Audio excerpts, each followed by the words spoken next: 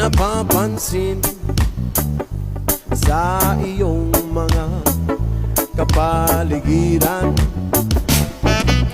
Kay dumi na ng hangin, pati na ang mga ilog natin.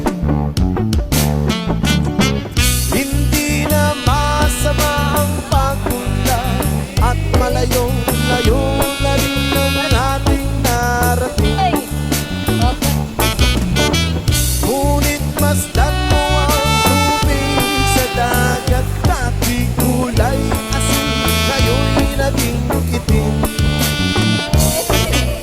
Ang mga tubig ating kinalat sa hangin, sa langit, huwag na natin paabutin. Kung tayo'y pumanaw man, sariwang hangin sa langit,